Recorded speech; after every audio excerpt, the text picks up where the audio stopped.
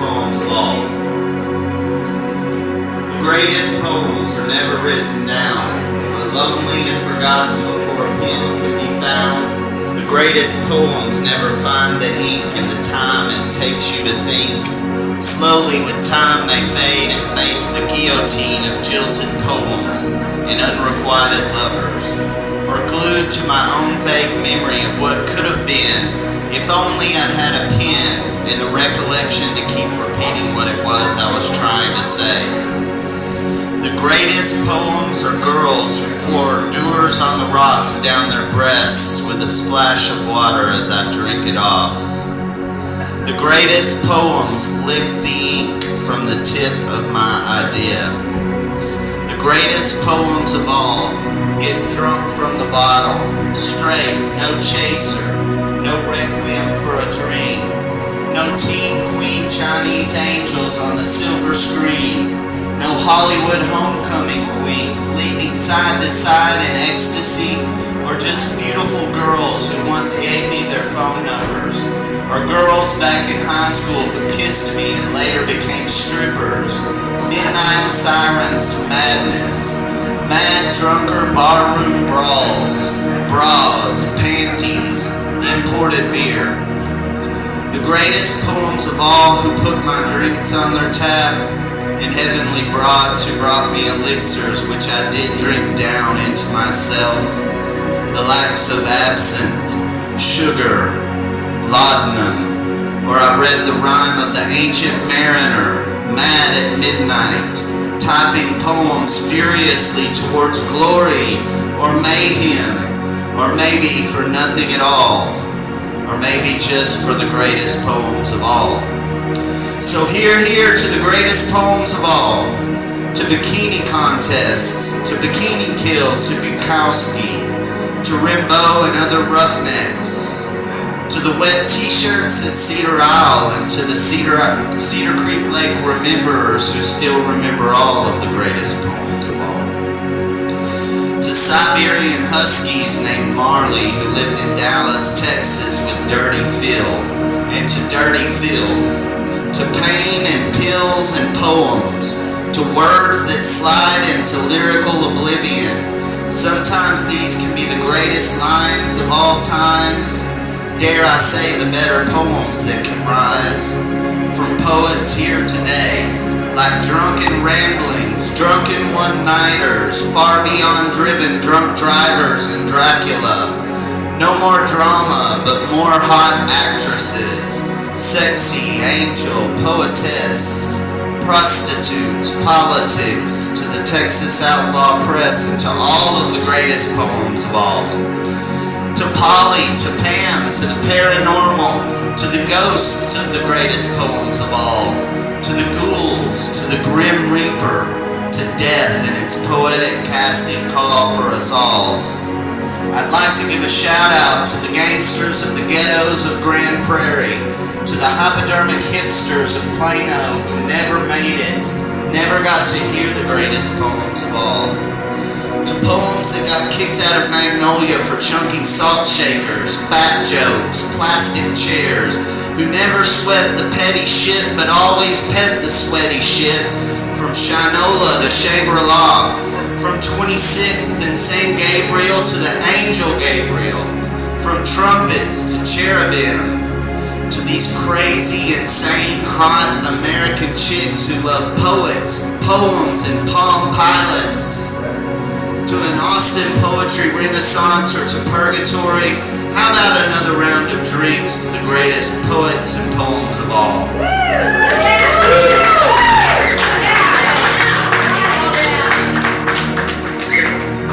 Thank you.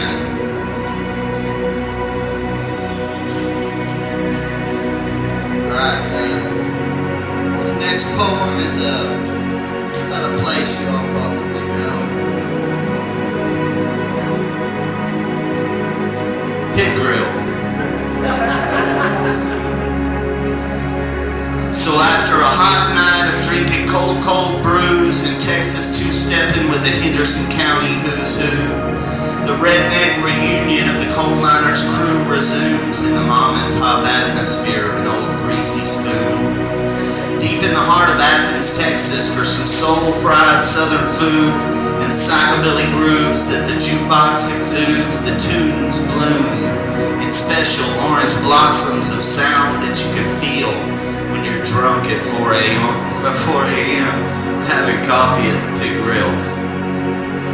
Endless pots of Java you can drink until you get your fill to help you sober up so you can drive home without getting killed.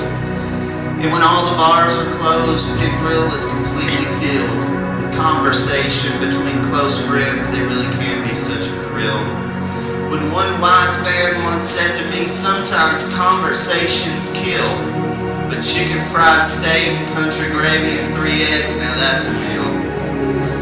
And when it's all for just $3.99, it's fun anymore. Now isn't that a deal? For real, the grease must be enlightening when we're dining under the fluorescent lighting. Formica tabletops and salt shakers seem so inviting. Plus, after you clean your plate, you can smoke cigarettes inside. We don't do that anymore either. And that's surprising. Like back in the good old days. Now isn't this exciting? And that reminds me of America, the home of the free. The toothless waitresses on speed ask me if I'd like more sugar or more cream, and I tell them yes. And can I also get another order of the hash browns, scattered, smothered, and covered?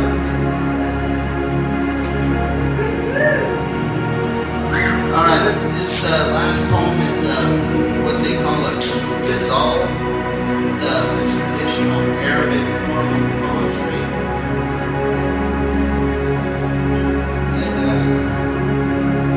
And this poem is called Hungry Ghost.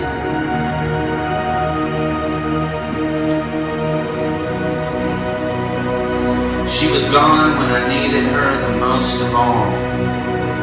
My love, it is a hungry ghost to haunt the halls of my heart's home as I fall. My lonesome call is a hungry ghost song. She's gone for real, and an appetite that cannot be filled is a hungry ghost. My heart is a black hole. My heart is burnt toast. A neutron star is a hungry ghost. She awoke death watch beetles and beat for spite. It's not right. Night is a hungry ghost. And so tonight I fly with my giant white gossamer wings like a hungry ghost. And so tonight I float on a drunken boat on a lone sea that is a hungry ghost. Tonight I fight inside myself to hope she might return to burn a hungry ghost. I miss her the most. I miss her the most. I miss her so much like a hungry ghost, with a million dreams of her leaving me alone and bone. I am a hungry ghost. A hungry ghost. I am a hungry ghost. Boom! Jeff Calloway is a hungry ghost.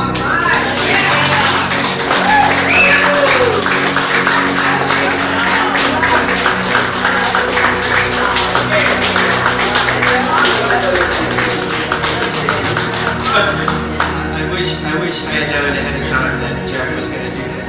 It caught me totally off guard, and I would have done better to introduce somebody who is truly a poet and truly East Texas.